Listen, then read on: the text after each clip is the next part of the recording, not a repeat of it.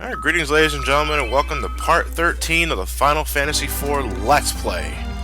Where we left off, we have killed the third Archfiend, Sid killed himself, Yang killed himself, and Cecil doubts his luck streak even further. Oh, well. My god, a 32-minute part, we must be getting something really important done. We have a whopper of a part for you today, ladies and gentlemen. That's probably why you're wondering why this part was uploaded so late. You know, because this part's pretty big and we got a lot to cover for this part. So if you recall from last part, before Sid detonated himself, he told us to go back to Baron and talk to his workers, and here's why. They're installing something for our airship. And we just stood there and watched? TiVo. TiVo? Yeah, they're installing TiVo. No. But you know, my thing is, like, why are we standing here watching this? Like, what's gonna happen? We're just gonna blow them up if we do? No, I mean, we gotta make sure they're not slacking off. Alright. Frankly, I like to imagine Kane just standing there with his lance going, "Don't make me use this!" For each hour they slack off, Kane eats another picnic sandwich. These guys are gonna get rewarded with a Carnelian signet, aren't they? Damn it, no. Here you guys, I gave it to Mist. Everybody just looks at him with like very violent eyes. About Sid, you white Kerbluey. Oh well. They just say that, either they're completely oblivious or they don't really believe that an explosion can kill Sid. The dude was dumb enough, the dude was crazy enough to go leaping out of a plane and blow himself up. Do you think that would've? Shit. Very true. If he did it with no hesitancy whatsoever, then he must realize he's explosion proof. Explosion? You mean pitch firecracker?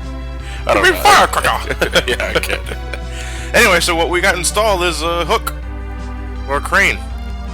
Grabby thingy. Crane, grabby thingy? Yeah, whatever. Crane. Patent pending. But anyway, it allows I like to imagine they were just playing a crane game right there. It allows us I got a hovercraft. Cecil, that's ours. I know. I can imagine that. I imagine like Cecil fucking up a missing a few times and radio calling him a jinx again.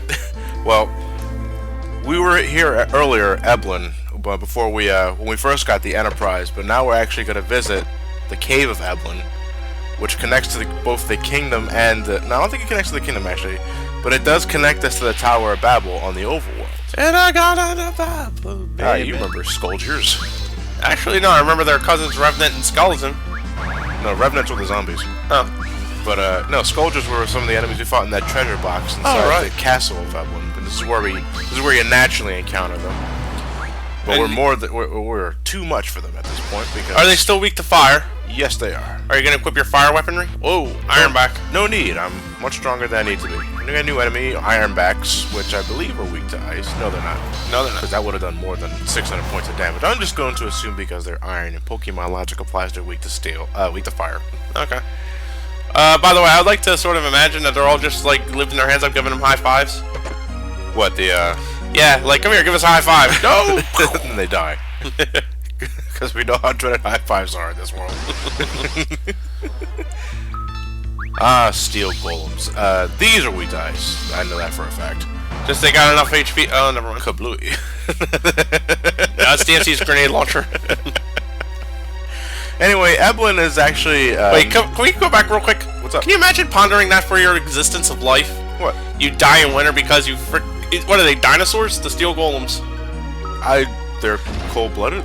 They died at the pressure of a gentle winter's breeze. Christ, that's a shitty life. Well, I think it has more to do than that, but a rather miserable existence, I'll agree. Anyway, we got kunais and boomerangs, but nobody here can equip those. Well, we do have Black Rose. We're getting that for Rydia. Awesome. Because I'm pretty sure that even that would be more better armor than an underwear. Well, we've been wearing this Aegis surplice for such a long time now. It's about time we actually got rid of that damn thing. Yeah, that has to have some 7-year funk. Yeah. I've been wearing the same underwear since Tuesday. Anyway, Eblan itself, well, the Cave of Eblan, is really not that big at all. It's a bit maze. It's a bit of a labyrinth. Not gonna lie, but it's nothing to get too worried about. If you're going just from point A to point B, then it's really no problem at all. It's trying to get all the treasure. That's usually how cave design works. Yeah. I want more treasure, I gotta work harder for it. Damn right, but we'll be getting to the worst of that later down the road. Trust me. Ugh. Tower of Babil was worse with that in my opinion. No, Tower of Babil I don't think is the worst offender. The only thing I hate about Tower of Babil, as I stated last time, was the fucking random encounters. I swear to God, they're cranked up in that place. I can't wait till we do one of the later You know what? Actually, Persona 2 Eternal Punishment. I'm sorry for a tangent. Encounter rate in that game is pretty high as shit.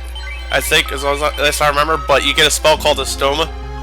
Long as one member in your team is higher level than the rest of them, you can completely avoid random encounters. It's amazing. The higher level than the monsters you can encounter, or the team. The higher than the monsters you can encounter. Oh, okay. So that actually kind of sounds similar to the whole repel thing. Right. Pokemon, yeah. Exactly, and you end up using that for Persona encounters. Yeah. Anyway, we got pretty much the most annoying enemies in the Bats! Eblan. Bats! Fucking bats! Because you always fight 6 of them at a time, and they only do blood suck, which takes forever to do. And that's all they do. So it's a good. Hey Johnny, can you imagine if they were the bisexual vamps? Cocksuck. Oh. No, but seriously. And they do it 6 times. Seriously, can you imagine a bat enemy named Vamp? Not even you don't even need a Metal Gear Solid 2 reference.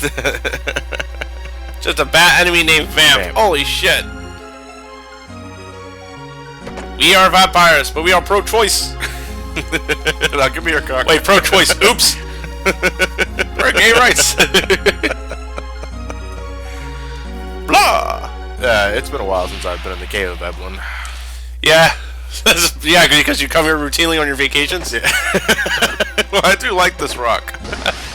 You can't get any finer choice of rock. Fuck Georgia, I'm going to the Cave of Eblan. You can see the bats. I hear they suck cock. Anyway, we're almost done here. I think this is the last part of the room. You can talk to all the down soldiers here. And I imagine they're going to tell you they're dead? No, they're not actually. They're all just wounded, I guess. Garland's been here. You see, Garland doesn't kill, he just knocks you down. Son of a bitch. But, yeah, I believe after this one, the last stretch of hallway will be here. Nope. We're gonna go. Sorry. Sorry. There's nowhere to go, but, you know, maybe the bats will show you a good time. We got a save point here. I'm suspicious. Okay. Monster in a box. What do we have? Monster in a box! How did they fit in the box? Is it a really big box? Zip treasure box. Zip treasure box in a fucking compressed file? Okay, fuck it. Hey, this Final Fantasy. Any kind of reason to go out the door there? I believe Final Fantasy V will introduce the WinRAR treasure box. Hmm. Oh. Did Final Fantasy VII have monster in the boxes? I don't recall them easily. The Sunken Galinka? The Sunken Galinka, maybe? Did it have that? No. No, I don't think they did. I want to say they did.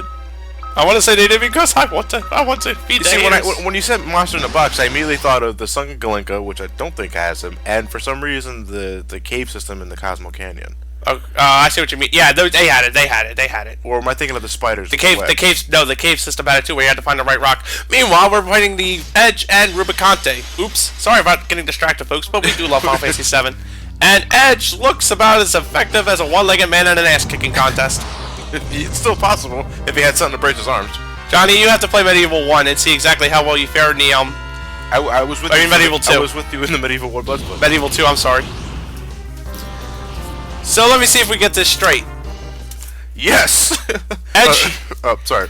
Edge shows his intelligence here by using fire attacks against an Arc Fiend of Flame. But did he know that? An Arc Fiend of Flame, Johnny, you generally don't feed it fire. Even basic kids will understand that. If you want to put out the fire, you don't add more to it. Well, maybe you wanted to overcharge him. That only works with electricity, dude, not fire. You overload the electricity and you overload the machine. Not in this case. Oh, well. You obviously don't know who you're up against.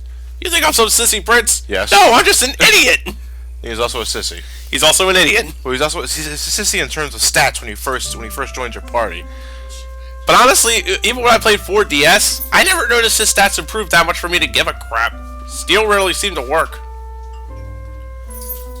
Anyway, so Edge here is the Prince of Eblan. And the reason why he was fighting Rubicante in the first place is because, well, Rubicante is responsible for all the down soldiers you saw. But they weren't dead, though. Yeah, he just knocked them down. Yeah, just knocked them down. Yeah. But of course, Edge is so damn hot-headed that he doesn't care if he loses his life for the sake of Eblan, of course. Edge isn't thinking at all. No, Edge isn't really thinking at all, but what happens is that Edge, he's so hot-headed it causes Rydia to cry because she doesn't want to lose another person. Which is cute for an emotional storytelling aspect, but at the same time, dude, I get the point of rage, but fire on a fire fiend equals no. Yeah. But Edge says he can't stand to see cute girls cry, and he's just decided to join Edge is trying to mac. Anyway, so suddenly Tower of Babil. But now we're in the overworld part of the Tower of Babil. We can't get through this wall, but Edge says, fuck that, by the power of SNES, I'm clipping through the wall. You know what, you probably actually walk under that, and Edge was just being dramatic. I don't know exactly what he did there. I'm gonna assume there was a tiny duck that he slid under. In which case, why didn't anybody else see the duck? And why does Edge... Like I said, I think that was just like an overhead bridge, and then they just walked under it, and someone went, oh, I didn't see that. Anyway, we got new enemies here, because the overworld part of Tower of Babil is technically different than the underworld part of Tower of Babil. We have sorcerers and we have ghost knights, who I think are this formation in particular are the ones you're going to be running into the most. But the same rule applies. If you get rid of the ghost knights and you leave the sorcerer alone, the sorcerer will start summoning. I think it'll start summoning more ghost knights, actually. Oh, he's a necromancer. Yeah, it could be, actually. But ghost knights, they don't have any weaknesses, I don't believe. If you have Mithril equipment, no, that's against ghouls, not ghosts. Well, they are ghosts. What are they? Sorcerer knights? What? You just said they were ghost knights. Well, they're called ghost knights, but they're not. I think there's a difference. I think there's a distinction between ghosts and ghouls.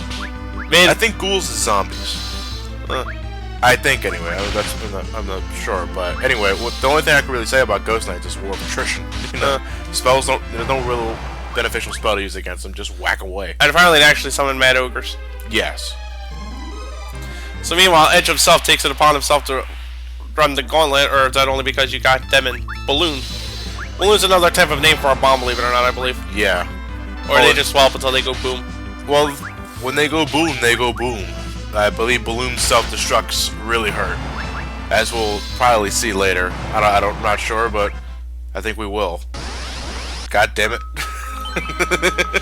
And apparently that seizure was so fatal it killed 3 of your guys. Well, good thing we got Phoenix down. That was the balloons, actually. That random battle that I edited out was balloons all self-destructing in front of my face. I'm sure our fans would have loved to have seen that. There's nothing more aggravating than finishing a random battle, taking one step, and suddenly random battle. Boy, you're gonna love the Persona 2 playthrough when I cut that shit out thanks to a stoma. Christ. Yeah, there's a reason why you're doing the Persona series, I'd imagine. Right.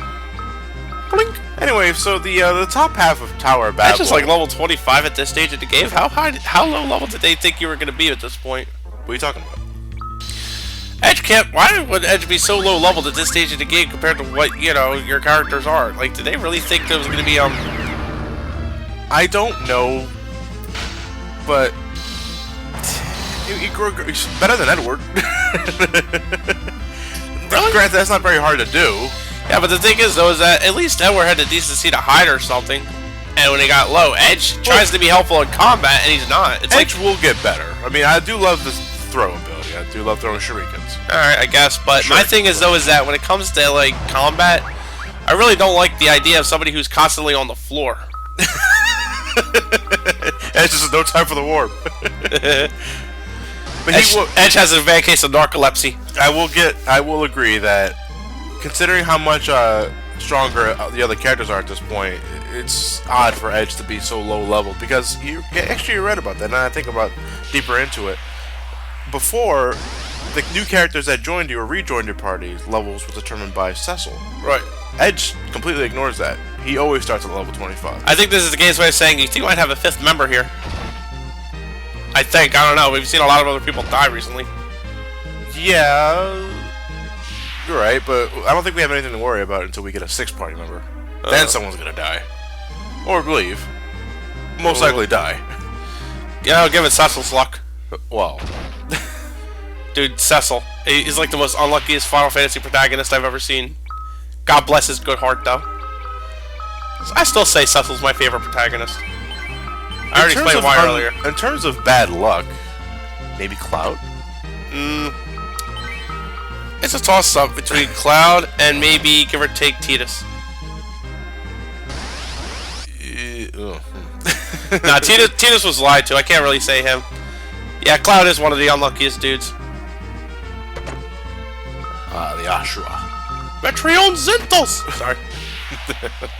By the way, fun little Final Fantasy 12 trivia for you, Johnny. What's up? All the ninja swords in that game were dark elemental. Really? And fortunately enough, dark elemental weakness was rather rare, so you didn't have to worry about that too much. But there was actually dark magic you could get, as well as the ninja swords to help out with that. If you berserked all your party members, gave them hastika and whatnot, you could waste Yasmat real quick.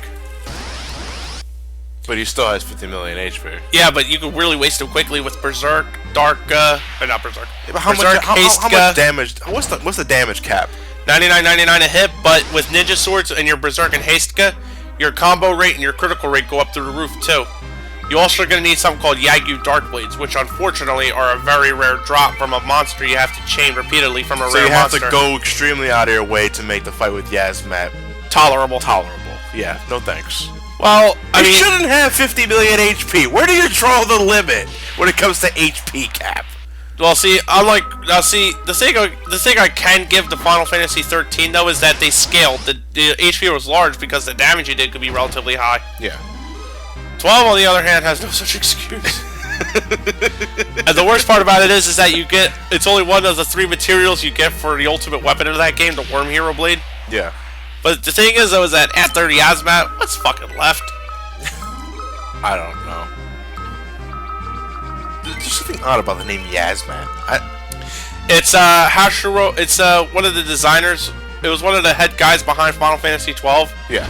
Who left the project at near the end of the point where he was getting frustrated that his work was being compromised. Yeah. He was also a bit of a hard ass too, so the name Yasmat was both a homage and an insult to the guy.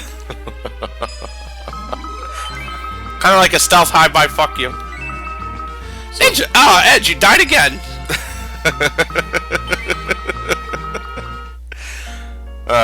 Fancy cottage. How did you carry that? I don't know. How did you carry that at all? I'm gonna assume it's a collapsible. It's what? Collapsible. Like a tent? Yeah. I'll buy it. We don't have a vacuum though to puff it up, so Edge has to constantly breathe into it. No, doesn't Rydia have a summon for that? Mist, maybe. Maybe. Oh wait, you mean cottage summon? Huh? Cottage summon?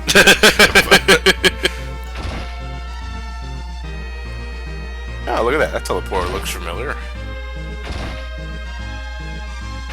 Anyway, I'm a little lost here. I apologize for that, ladies and gentlemen, but yeah. Yeah, right. I want to make sure I got all the treasure here, and if for some reason I end up missing a treasure, please let me know. But then again, I think I may have stated this earlier, but I'm no AC Bailey, ladies and gentlemen. I'm just playing the game like I usually do. Woo! Yowza! Wowza what? I just opened the chest and contained 82,000 gil. Woohoo! You would have known that if you weren't on your fucking phone. Sorry. You give Elliot shit so much for that. Sorry, she buzzed me. Oh, we found Ed's parents. We found Ed's parents. Mom, Dad, sorry being mean to me, Ed again. What if Edge's real name is just Ed? Oh, they want a family reunion in hell. Edge, what the fuck, dude? There's Rule 34, but holy shit. This is not even Rule 34. This is... What are you? Freaks. Wow. Alright, so boss battle time. King of Eblan and Queen of Eblan. Strategy, do nothing. That's it? Just take hits? Yeah, just take the hits. Look, they're not even doing that much damage on it. Anyway, Edge is... So what do? Just stand there, barricade yourself, and go neener, neener, neener? Yeah. No, actually, they're really looking forward to that trip to hell, because they realize it's the underworld, and that's not so bad. They're friends with the elves there. Oh, really? Yeah, but, Or, what, the dwarves, you mean? I mean, dwarves, sorry. Yeah, because I was thinking... Wait, actually, no. Were they the dwarves in Chrono Cross? There we go. Edge! Where are your mommy and daddy? Hard sell there, guys. Hey, Johnny. I want to go back a bit when you called him Ed. Do you think that's his real name? Ed, the King of Eblan? And Ed just sounds cool? It could be.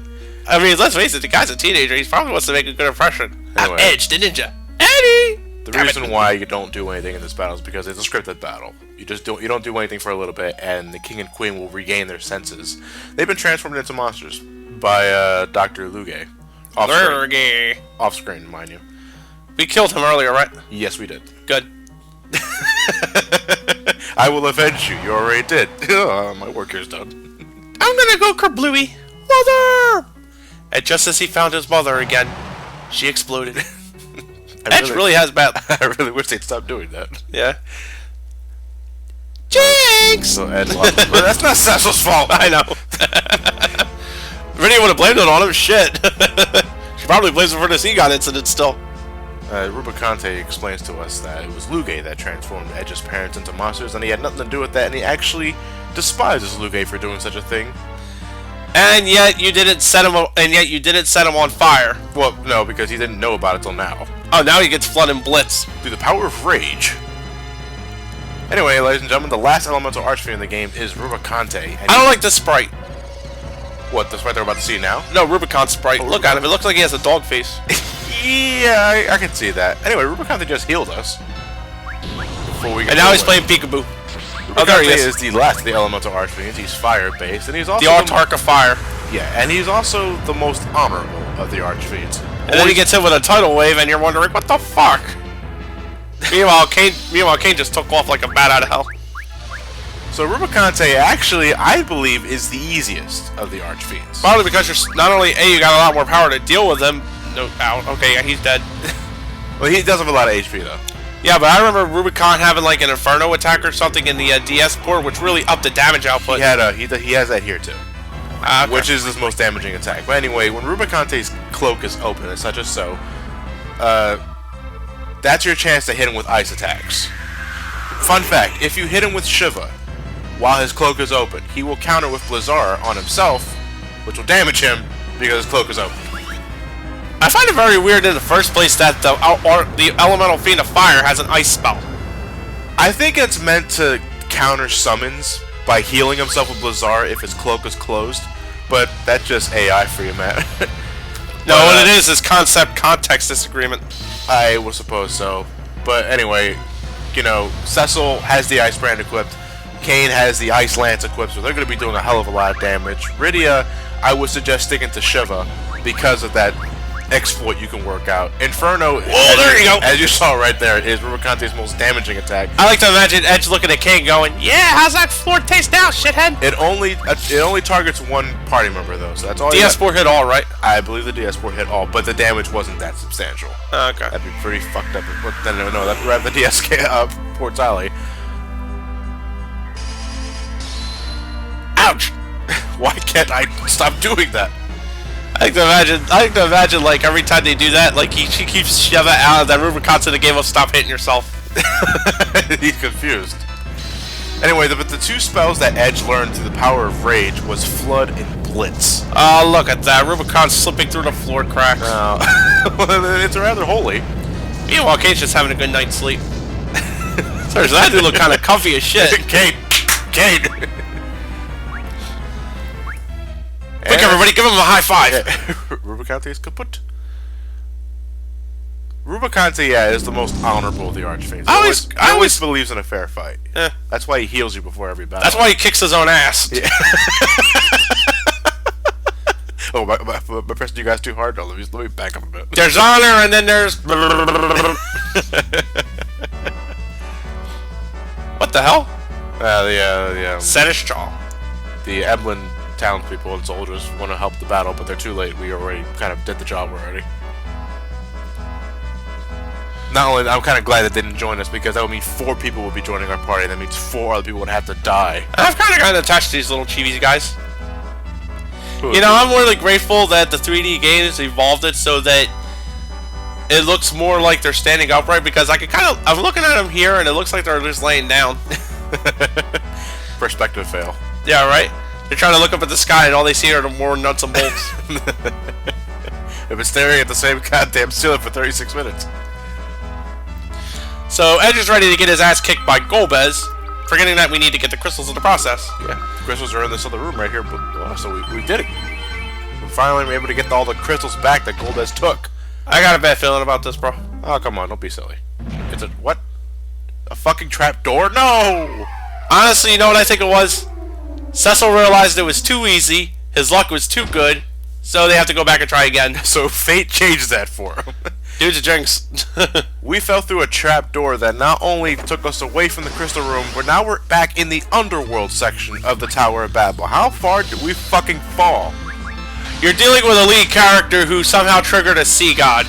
Believe you me, bad luck is not on this guy's side. I know that this is the same game where we fell out of the Tower of Babel earlier and landed on an airship. We also clipped through the propellers. Yes.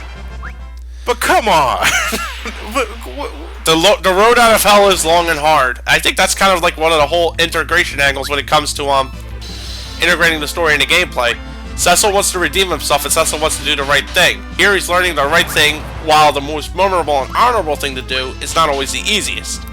This shows us the hard road out of hell. You're wearing aperture science boots. Fall from any distance will be just fine. Aperture science wasn't around yet, Johnny. You don't know that. Do you? No.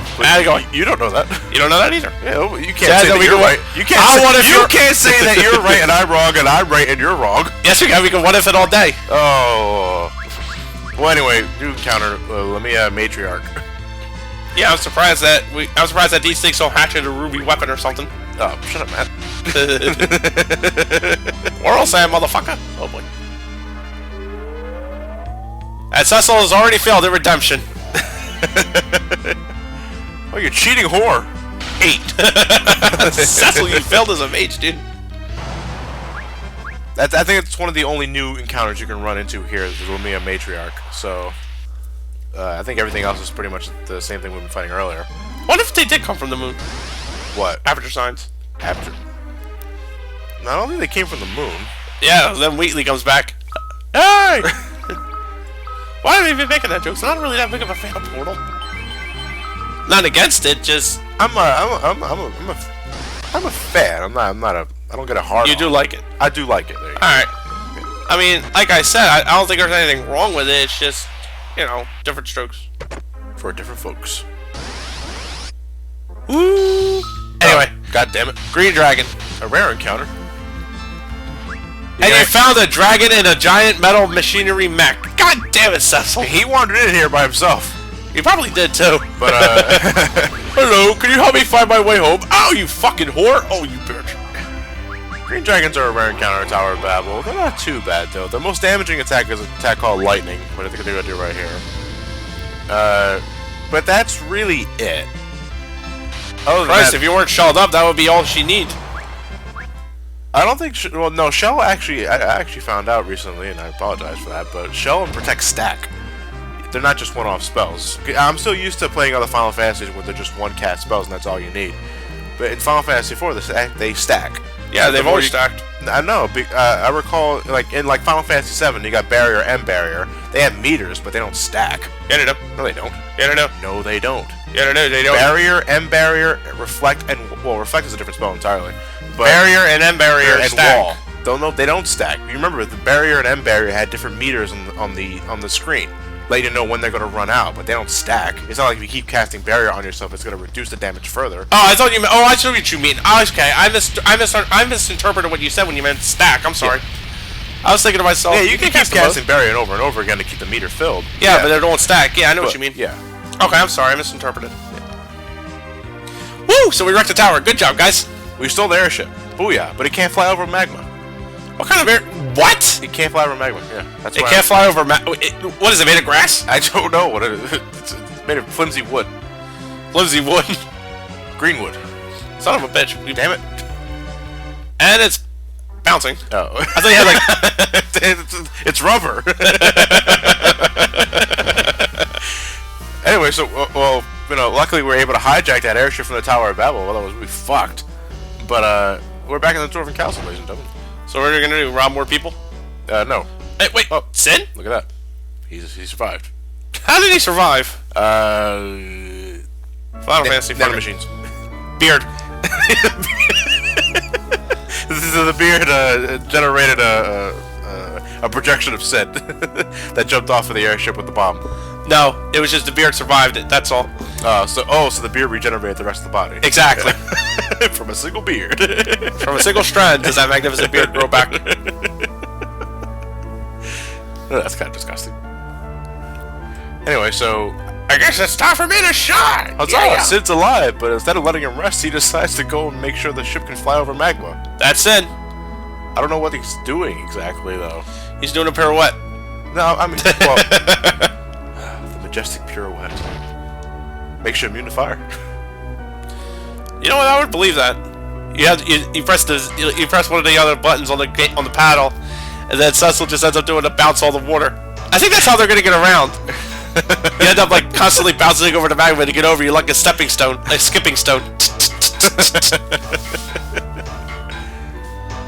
So Sid, with the help of the dwarves, Raleigh hole, making the ship fireproof. and he's gonna take Edge's payment.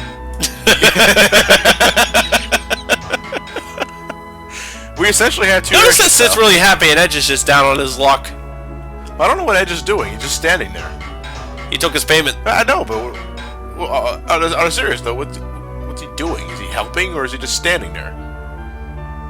Pirouette, high five. Too slow. No. It's just hi-oh. What the hell? I can't tell if they're bickering or not. Actually, Tales of Destiny sprites do weirder things. Now we can fly over anything.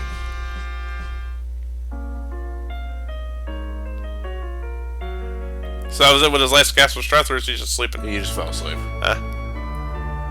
You know, pretty much after Tella dies, this game treats death like a slap on the wrist. Kind of is.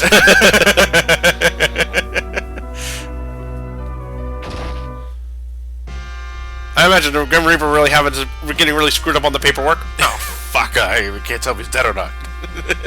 No, what it is they die, and then they just wake up, and Death goes, ah, fuck. Now I gotta send the paperwork to get the other paperwork null and void. X that joke.